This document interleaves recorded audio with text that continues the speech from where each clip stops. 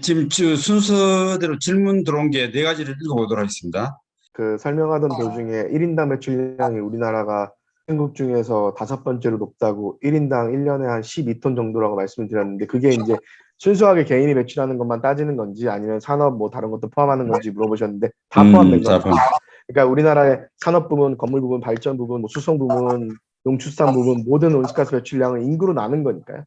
그러니까 사실 우리나라 1인당 매출량이 그렇게 높은 것도 우리가 뭐 엄청 에너지를 아껴 쓰는 사회는 아니지만 그럼에도 불구하고 우리가 거의 미국, 캐나다만큼 높다는 게 잘 이해가 안 가시잖아요. 그만큼 사실 우리나라 배출량의 대부분은 산업 부분에서 나오는 거죠.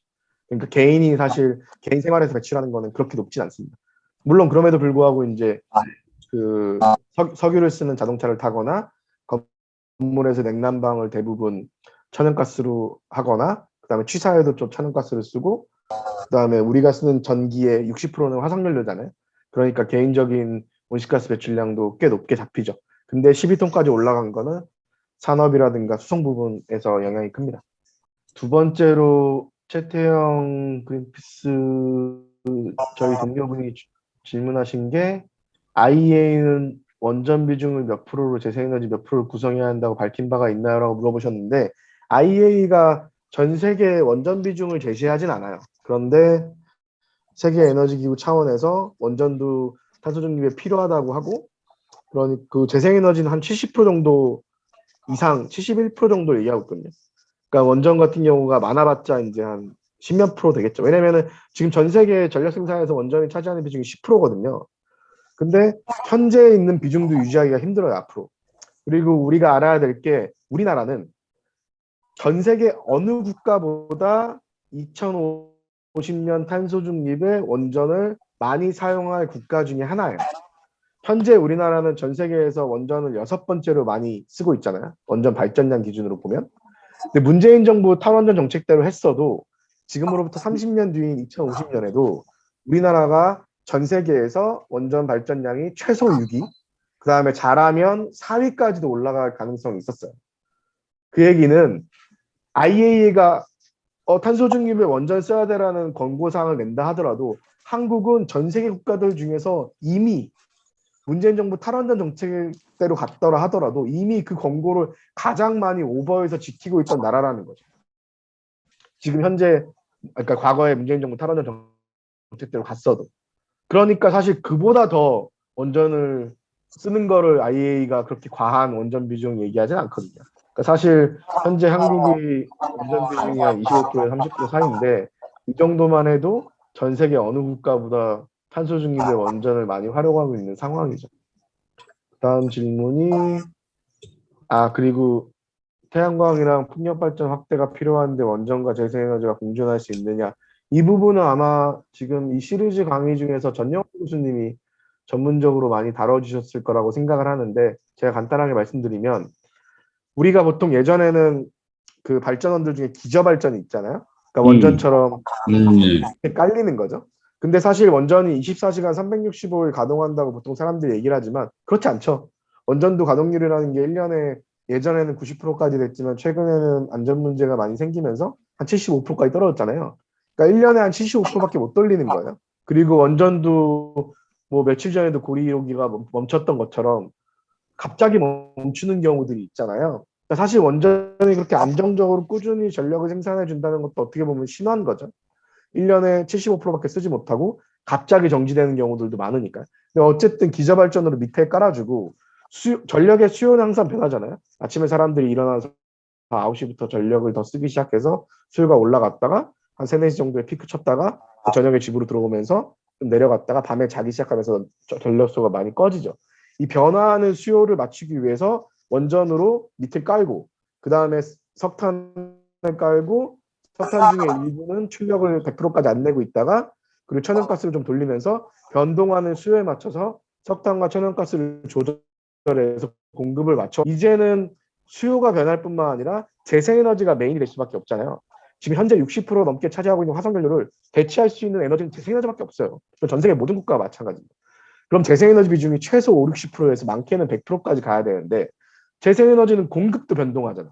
그러니까 변동하는 수요에 맞춰서 변동하는 공급을 동시에 맞춰야 되는 어려움이 있는 건데 그 와중에 원전이 밑에서 변동하지 못하고 밑에 깔려 있으면 재생에너지 변동이 원전의 기저까지 건들게 되는 거죠. 그럼 원전을 끄든지 재생에너지 꺼야 돼요. 근데 원전을 한 번 끄면은 며칠 동안 또 못 돌리잖아. 그 재생에너지도 초기 투자 비용을 많이 해놓고 나서 자꾸 끄면서 재생에너지 돌리면 돌릴수록 손해고요. 그러니까 재생에너지 비중을 높게 가져가려고 하면은 원전 비중을 높게 가져갈 수가 없는 거죠. 그러니까 사실 온실가스 배출이 나오지 않는 재생에너지랑 원전 두 개로 가면 안 되냐라는 주장을 하시는 전문가분들이 있는데 기술적으로 가능하지 않다는 게 이제 전문가들의 논리입니다. 그런데 그러면은 예를 들어서 프랑스 같은 경우에는 원전이 거의 60, 70%의 비중을 차지하고 재생에너지가 아마 한 15% 정도 될 거예요. 그럼 프랑스는 어떻게 하고 있느냐? 일단 우리랑 상황이 다른 게 프랑스는 주변 국가들과 전력망이 연결이 돼 있기 때문에 우리랑은 좀 상황이 다르고요. 두 번째로 프랑스 원전들은 지을 때부터 출력을 조절할 수 있게 지어놨어요. 근데 우리나라는 기존에 있는 원전들은 출력 조절이 불가능하게 지어놨고 설령 앞으로 짓는 원전을 출력 조절이 가능하게 짓는다 하더라도 우리가 앞으로 가야 되는 재생에너지 60, 70%, 80% 맞추려면 원전과는 공존이 불가능하다는 게 이제 전영환 교수님을 비롯한 전문가들의 지적인 거죠. 근데 여기에 대한 기술적인 논쟁은 좀 더 필요하다고 저는 개인적으로 생각하고 있습니다.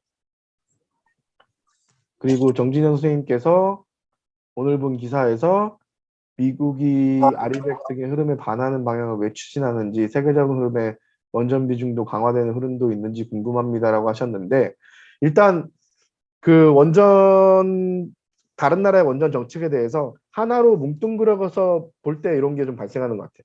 미국도 소형 원전에 대해서는 지원을 하고 투자를 하지만 대형 원전에 대해서는 적극적인 투자나 지원을 하지 않아요. 그럼 소형 원전에는 왜 투자를 하냐? 재생에너지가 늘어나도 재생에너지로 전부 전력을 대체할 수 있지 못할 거라는 우려 하나. 여기에 대해서는 반론도 있지만 그다음 두 번째는 아까 말씀드린 것처럼 원전의 규모를 줄이면 출력 조절에 좀 유연하게 대응할 수 있거든요. 그래서 SMR을 통해서 원전의 규모를 줄여갖고 SMR은 작은 거잖아요. 우리가 지금 짓고 있는 원전들이 보통 1400메가짜리인데 SMR은 뭐 100메가짜리도 있고 그 이하도 있고 하니까 작은 원전들을 지으면 출력 조절이 좀 용이하니까 탄소 중립에 기여할 수 있을 거라는 측면에서 SMR에 투자를 하는 경우도 있는데 SMR은 지금 시점에서는 저는 그냥 사기라고 봅니다. 왜냐면은 현재 어느 국가도 실증로도 안 지어봤고요. 실증로를 안 지어봤으니까 당연히 원형로도 없고 그리고 상용로까지 가지도 못했죠. 그러니까 아직 존재하지 않는 거예요. 그러니까 정말 SMR이 이론적으로 주장하는 것처럼 SMR을 통해서 기존 원전이 갖고 있던 안전 문제를 다 해결할 수 있다? 검증되지 않았고요. 그 다음에 작은 규모로 대량 생산이 가능하다? 검증되지 않았고요. 그러면서 심지어 경제성을 맞춘다? 검증되지 않았고요. 그런데 원전 안전성 다 해결하고 경제성 맞추고 심지어 대량 생산도 가능하다고 하더라도 과연 몇 기의 원전을 더 짓는 것도 주민들의 동의를 얻기가 쉽지 않은데 수백 개, 수천 개의 소형 원전을 짓는데 시민들이 과연 동의해 줄까? 수용성 측면에서도 매우 불확실한 원전인데 그냥 연구 단계에서 투자하는 것까지는 뭐 국가 차원에서 할 수 있다고 하나 실제 SMR을 정책에 반영할 정도로는 준비가 전혀 돼 있지 않은 기술이라서 그런 데 미국이 투자한다는 정도의 이야기고요. 전 세계 흐름으로 보면은 제가 아까 그 슬라이드를 몇 개만 좀 보여드리겠습니다. 사실 전 세계 흐름으로 보면 너무 명확해서 이거는 누가 봐도 뻔한데 제가 오늘 따끈따끈하게 업데이트 해놓은 데이터가 있습니다. 지금 슬라이드 보이시죠? 지난 5년간 세계 원전 기수, 그러니까 사실 원자로라니까 원자로는 1기, 2기 하니까 이 원전 기수의 증감 현황인데요. 2017년부터 2021년까지 새롭게 가동에 들어간, 그러니까 건설이 끝나서 새롭게 가동에 들어간 원자로가 몇 개였는지, 영구적으로 폐쇄된 원자로가 몇 개였는지, 새롭게 건설에 들어간 원자로가 몇 개였는지를 보여주는 표예요. 그래서 보시면은 예를 들면 2017년에는 중국의 3기가 새롭게 가동에 들어갔고 파키스탄의 1기가 새롭게 가동에 들어가서 새롭게 추가된 원전이 4개인데 영구적으로 폐쇄된 원전이 5개인 거죠. 독일, 한국, 일본, 스페인, 스웨덴에서 1개씩 닫아서. 그러면 마이너스 1이잖아요. 실제 원전 기수는 줄어든 거죠. 그리고 건설을 시작한 원전은 5개가 있는 거죠. 그래서 지난 5년간을 합산을 해보면 지난 5년 동안에 새롭게 가동에 들어간 원자로는 전 세계에서 30개밖에 안 돼요. 그 중에 17개가 중국이에요. 중국을 빼면은 13개밖에 안 되는 거죠. 심지어 선진국에서 가동에 들어간 원전 보세요. 한국에 하나밖에 없어요. 지난 5년 동안에. 중국에 17개, 러시아에 6개, UAE에 2개, 이것도 우리나라가 준 거죠. 파키스탄에 2개, 인도에 하나, 벨라루스 하나. 지난 5년 동안에 새롭게 가동에 들어간 선진국의 원전은 단 1개밖에 없는데 그게 우리나라 거예요. 근데 폐쇄된 원전을 볼까요?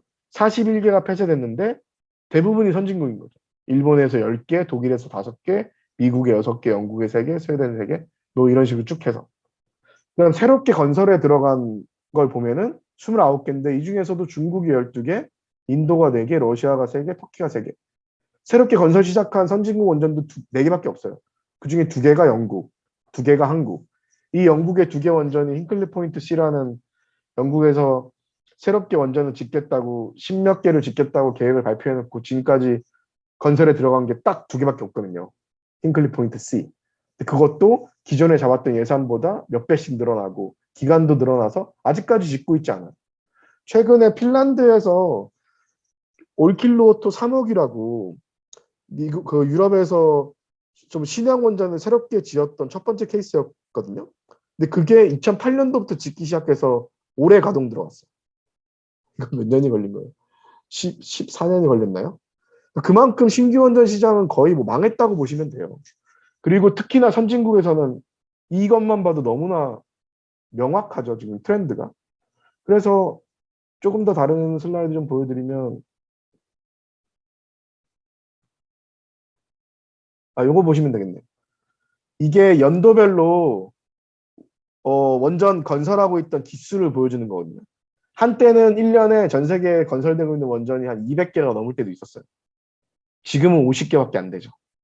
그리고 이때 7, 80년대 왕창 지었기 때문에 이제는 노후화돼서 어, 이제 줄어드는 거예요. 그러니까 신규 원전이 건설되는 개수거든요. 이 그래프는 연도별로.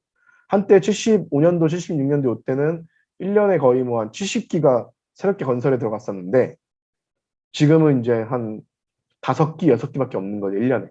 그것도 그 중에 한 3, 4개가 중국, 뭐 러시아 빼고 나면은 1년에 한 실제 선진국에서는 거의 뭐 새롭게 들어간 원전도 없고요. 그래서 전 세계 원전 산업 현황 보고서를 펴내는 마이크 시나이더 그 전문가가 그렇게 표현을 해요. 원전 산업은 불임 산업이라고. 혹시 불임 때문에 고생하고 계시는 분들에게는 안 좋은 표현일지 몰라서 죄송한 말씀을 드리지만, 그러니까 어느 정도 규모가 유지가 되려면 재생산이 돼야 되잖아요. 근데 예전에 원전들은 엄청나게 많이 지어놨는데 지금은 그거에 비하면 너무나 미미한 원전만 새롭게 건설에 들어가고 있기 때문에 기존에 있는 규모도 이제 줄어드는 거죠. 그리고 아까 제가 보여드렸지만 지난 5년 동안에 선진국에서 새롭게 건설에 들어가거나 가동에 들어간 원전 개수는 정말 미미하잖아요. 원전 산업은 명백한 상향 산업이고 멸종 위기에 놓여 있는 산업이라는 거죠. 심지어 원전 진흥을 목표로 하고 있는 IAEA 국제 원자력 기구죠. 그 국제 원자력 기구도 장기 원전 규모를 예측하거든요. 2가지로 예측해요. 장밋빛 전망이랑 보수적인 전망이랑. 그러면 국제 원자력 기구는 항상 원전은 늘어날 거라고 전망을 할 거 아니에요. 최근 들어서 처음으로 보수적인 전망에서는 원전 규모가 줄어들 거라고 심지어 IAEA도 전망하고 있어요. 그만큼 원전 산업은 전 세계적으로 사양 산업이라고 보시면 됩니다. 그 다음 질문이 이명은님께서 질문해 주신 게 공장이 많이 있는 국가 1인당 매출량이 높을 것 같은데요. 선진국이 공장 이전을 통해 탄소 배출될 만한 산업을 외부로 보냈다고 하면 1인당 매출량 온전히 국가 배출에 반영한다고 보기 어려울 것 같습니다. 맞습니다. 이 부분 되게 중요합니다. 왜냐면은 유럽 국가들이 1인당 매출량이 떨어진 것 중에 일부는 국가에서 분명히 에너지 절약도 하고 에너지 효율도 높이고 재생을 늘리면 떨어진 것도 있지만 일부는 공장을 해외로 이전하면서 이제 유럽 국가들이 서비스 산업 위주로 가면서 제조업에서 많이 나오는 배출량이 중국이라든가 인도라든가 이런 국가들을 합히면서 온실가스 배출량이 줄어든 것도 있죠. 근데 그 중에서 뭐가 몇 퍼센트인지까지는 제가 모르지만 그 부분은 분명히 반영돼서 고려해야 되는 부분입니다. 그리고 국내 기업이 세계 흐름에 엄청 뒤처지고 있다는 생각이 드는데요. 기업이란 이윤 창출이 최대 목표일 텐데 이렇게 흐름을 따라가지 못하는 것은 국내 기업인 장기 정관점이 부족했기 때문이라고 보면 될까요? 그러면 앞으로는 뒤처진 부분을 따라잡기 위해 국내 기업의 재생을 전환에 적극적으로 임할 거라고 보이나요? 그러니까 저도 이 주제를 몇 년 동안 고민을 하면서 많이 좀 고민해봤던 주제인데요. 일단은 저희는 기업들 대상으로 캠페인도 많이 하기 때문에 가끔은 비공개로 기업들과 이제 미팅을 하기도 하거든요. 저희가 저희 요구사항을 전달하고 기업들의 상황도 듣고 그다음에 기업들에서 와서 강의를 해달라고 해서 제가 국내 대표적인 기업들에 가서 뭐 임원급 분들 수십 명, 수백 명을 대상으로 강의도 여러 번 했었는데 그때마다 느끼는 거는 그래도 우리나라 1위 기업이면 뭔가 저랑 가치관은 다르다 하더라도 정말 스마트한 사람들이 모여서 전 세계적인 흐름도 읽고 그다음에 조중동이나 뭐 매일경제, 한국경제 등의 신문도 보시겠지만 그래도 가끔은 가디언즈도 좀 들여다보고 파이낸셜 타임즈도 좀 읽고 BBC도 좀 보면서 글로벌 기업이잖아요. 그래서 좀 해안이 있는 사람들일 거라고 생각을 했는데 막상 만나 보니까 저는 정말 몇 분을 제외하고는 어떻게 1등하지라는 생각밖에 안 들었어요.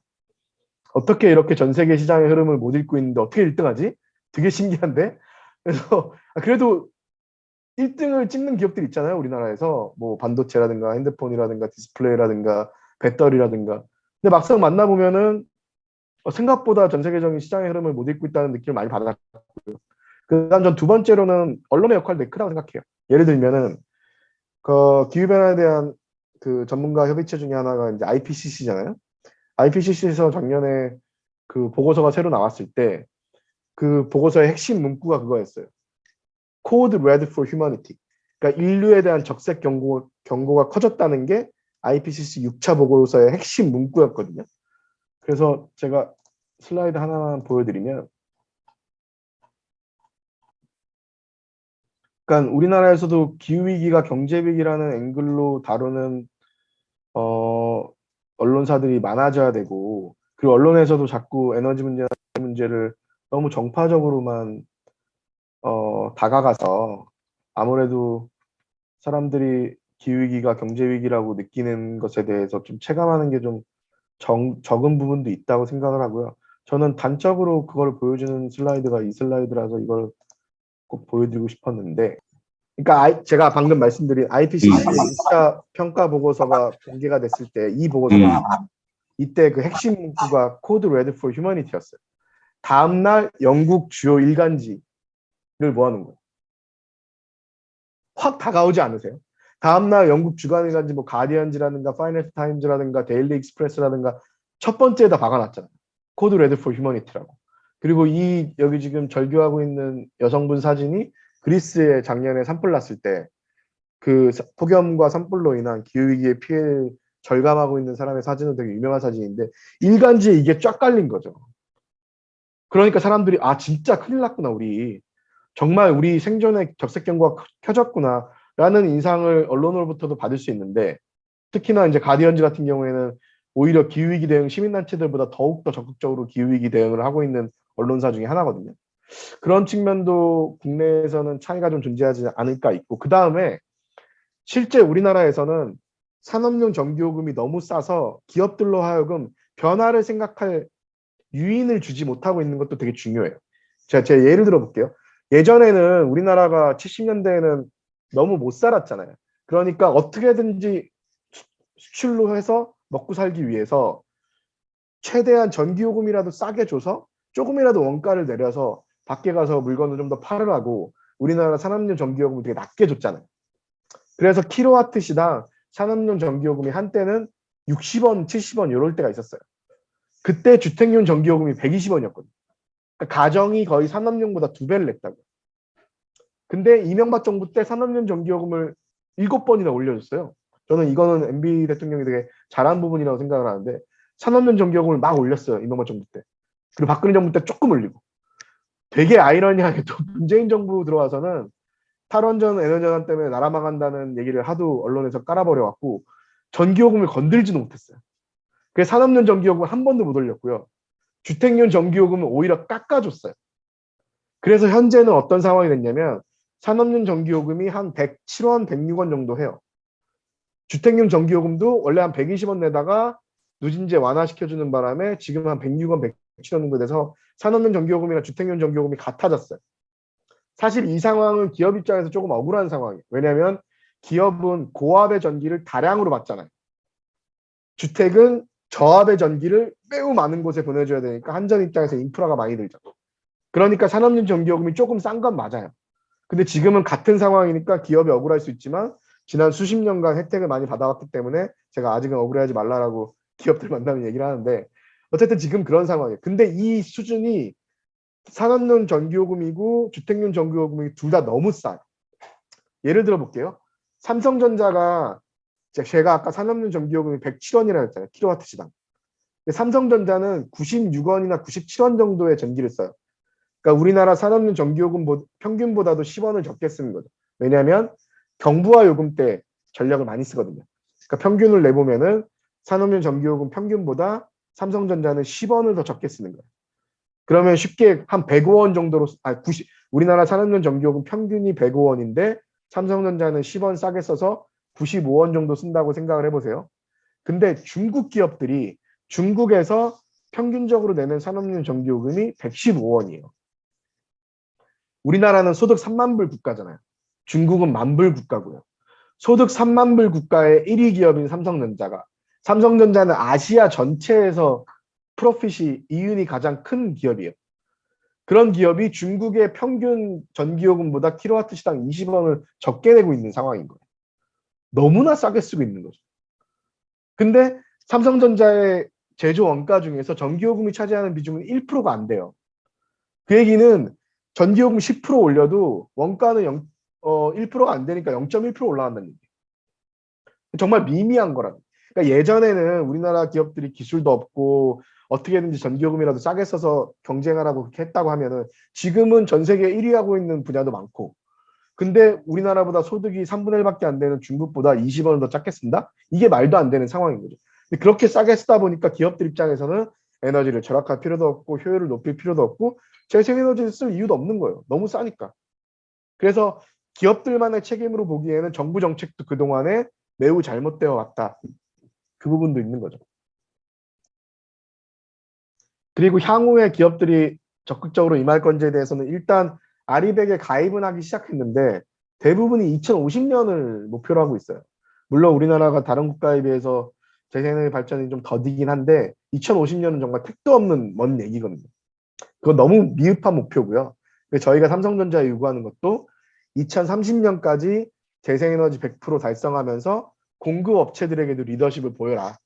그리고 기업들이 가만히만 있지 말고 일본처럼 기업들이 코얼리션 만들어서 정부 상대로 우리 재생에너지 못 쓰면은 경쟁력 깎이고 수출 못합니다라는 얘기를 해줘야 청와대에 앉아있는 사람들도 국회에 있는 사람들도 산업부에 앉아있는 관료들도 기업들이 죽겠다고 해야 그 얘기를 듣는 거죠. 근데 지금은 그런 선순환 구도가 만들어지지 않는 것 같아요.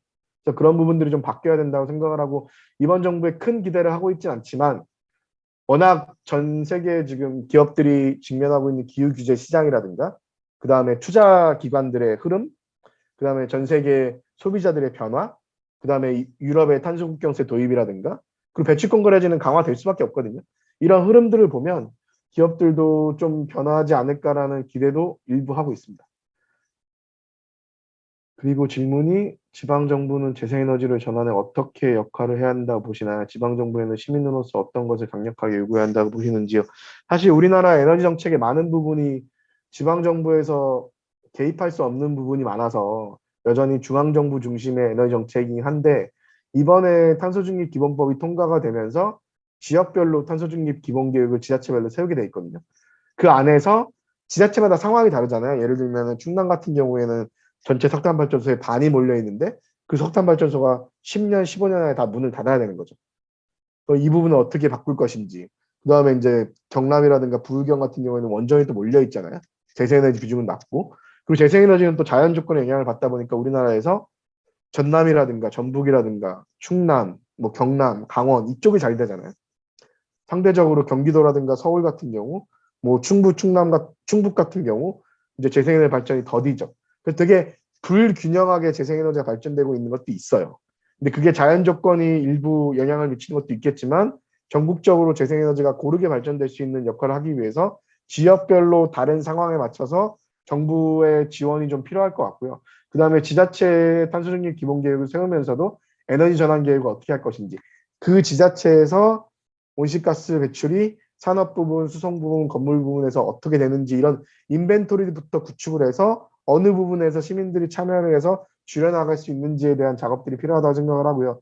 지역 에너지 전환 네트워크라는 시민단체에서 이런 작업들을 지난 2, 3년 동안 해오고 있어요. 그래서 그런 것들이 이번 정부 내에서도 좀 확산이 돼야 될 것 같고요. 네, 그 정도로 일단 답변을 드리겠습니다. 예, 감사합니다.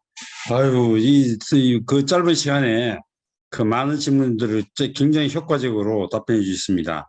예, 지금 토론을 하실 만한 분이 이승무 박사님, 지금 들고 계십니까? 예, 예. 예, 한 말씀 해주시면, 여기 좀 의견이라든가 질문이라든가 말씀해 주시면 어떻겠습니까? 예, 너무 그, 준비를 잘해 주셔가지고, 많이 배웠고요. 근데 이제 사실 정부가 산업계에서 요구하는 거는 이야기를 듣는데, 아무리 일반 시민들이 무슨 재생에너지를 하자고 그래도 그거는 힘들다고 하는 그게 사실은 지금 이 자본주의 시장 경제하고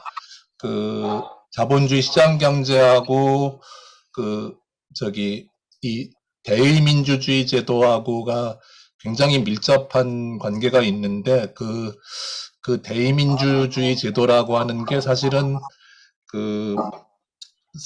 굉장히 한계가 많이 있는 제도인 것 같고요.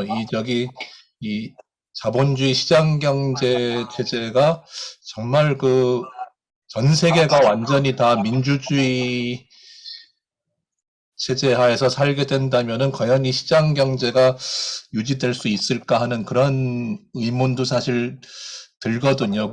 원전 같은 경우 있잖아요. 원전을 새로 짓겠다는 나라들. 그러고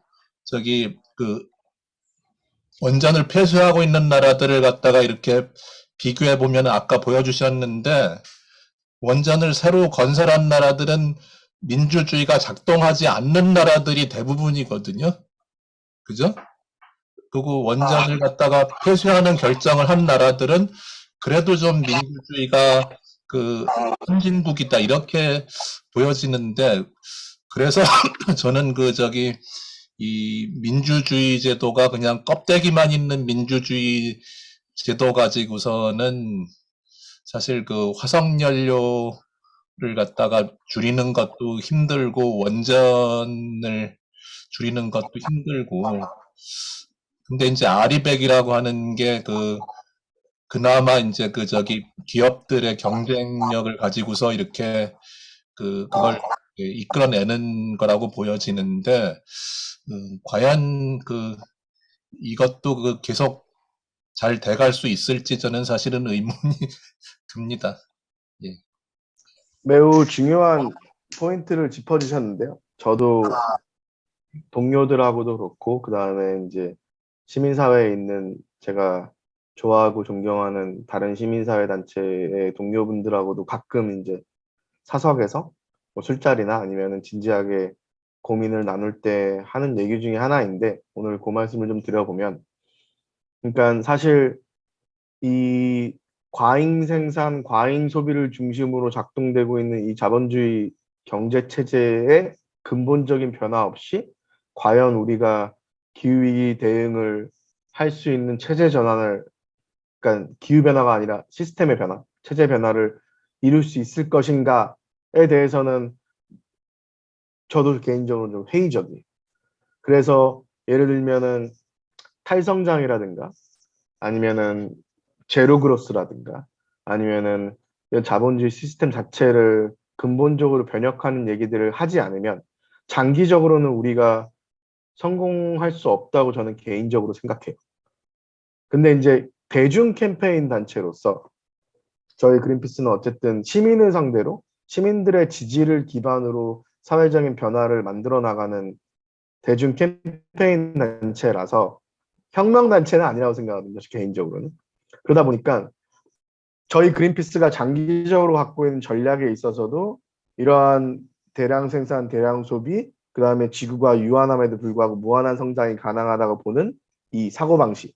로마 클럽 72년도부터 시작된 성장의 한계가 분명함에도 불구하고 생태계의 한계가 분명함에도 불구하고 마치 모든 성장이 영원할 것처럼 바라보는 이 방식, 그리고 우리 삶의 중요한 가치들이 다 경제적인 수치로 환원돼서 경제적 가치가 우리 삶의 가장 중요한 가치처럼 여겨지는 이러한 가치 체계를 변화시키는 게 그린피스의 장기 전략으로 명확하게 잡혀 있는데요. 현실에서 이제 저희가 대중 캠페인 단체다 보니까 저희 쉽게 설명하면 저희는 이래요.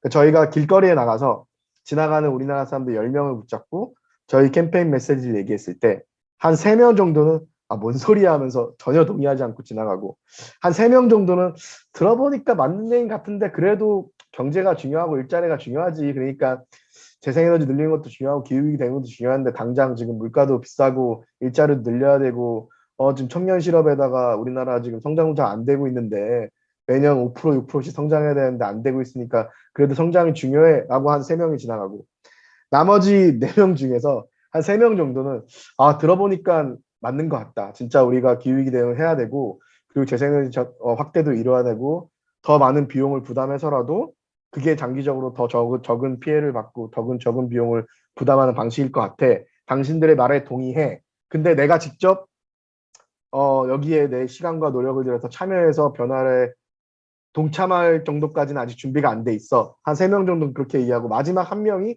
들어보니까 맞는 얘기 같고 당신들의 액션이라든가 그런 캠페인을 내가 적극적으로 동참할게요. 이렇게 정도의 반응이 나올 수 있는데 세팅을 하는 게 저희는 맞다고 생각을 해요.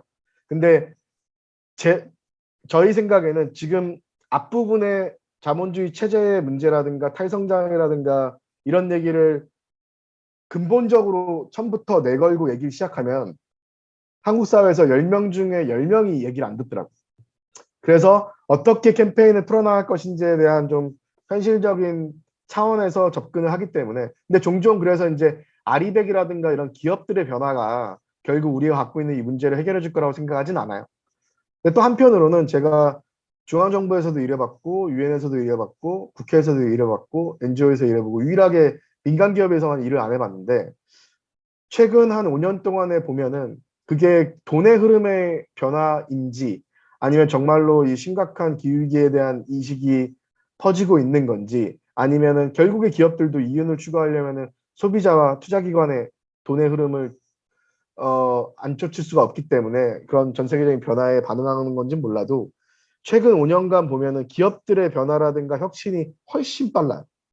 그래서 그 행정부의 관료 체계라든가 국회에서의 정치적인 문제들보다 실제 기후위기를 해결하는 데 있어서 어떤 혁신이라든가 돌파구가 민간 섹터에서도 나올 수 있겠다. 근데 그럼에도 불구하고 이윤 추구를 가장 첫 번째 목적으로 하며 어떤 사회적인 기여라든가 뭐 기업의 사회적 책임이라는 건 말 그대로 그린워싱에 불과한 거고 실제 이 방향으로 가지 않으면 우리에게 이윤이 돌아오지 않겠구나라는 인식이 있기 때문에 그런 시장이 변한다고 생각은 하거든요. 근데 예, 우리가 지금 10년이라는 짧은 기간 내에 매우 과감한 전환을 해야 된다고 했을 때 민간 섹터가 갖고 있는 그런 혁신에 대한 속도라든가 효율성도 활용은 해야겠다. 그 정도로는 좀 고민하고 있어요. 네. 10년 후에 변화할 유일한 가능성은 지금 지역 경제 활성화에 있지 않나 보는 게 그 예전에는 농촌 지역에 에너지 비용이 안 들었거든요.